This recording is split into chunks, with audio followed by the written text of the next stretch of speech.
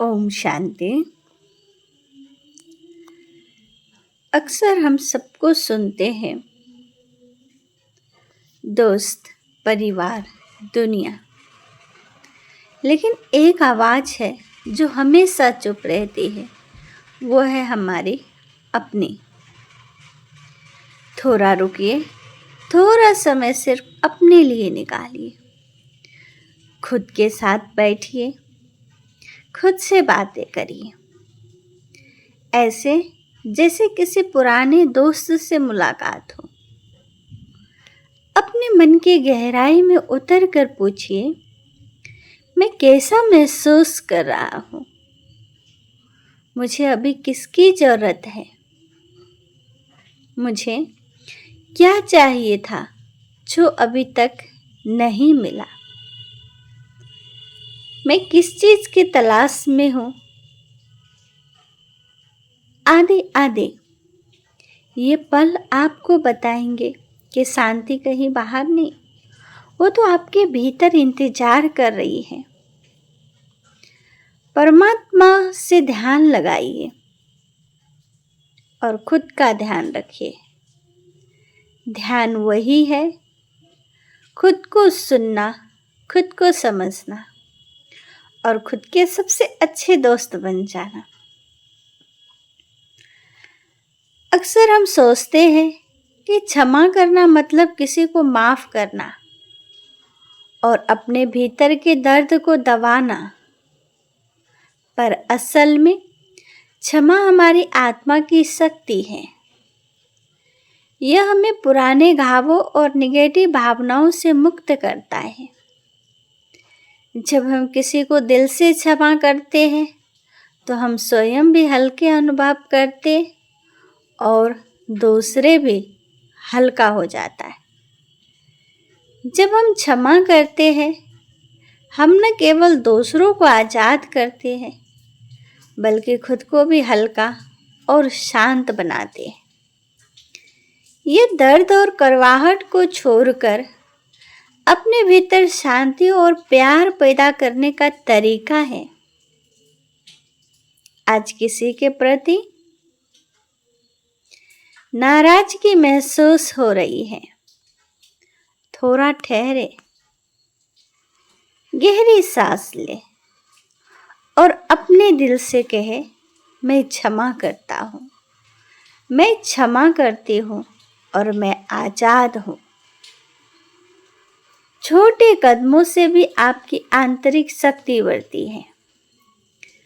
छोटी छोटी बातों से हमें बहुत खुशी मिलती है और एक एक कदम में हमें सफलता मिलती है और आपकी आत्मा में शांति फैलती है। हम अक्सर सबको सुनते हैं, परिवार, दोस्त, दुनिया, सबकी, लेकिन खुद की नहीं सुनते, खुद के लिए समय नहीं निकालते।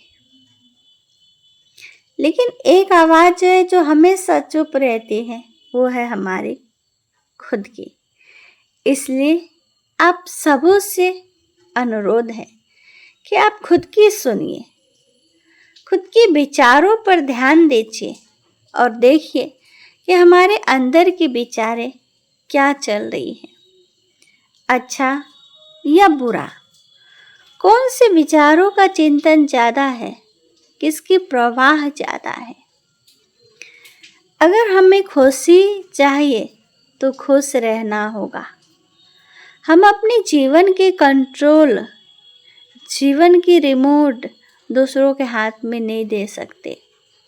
हमें खुद संभालना है, खुद पावन बनना है और उस परमात्मा को हमेशा धन्यवाद करिए, हमेशा उनके आभारी रहिए।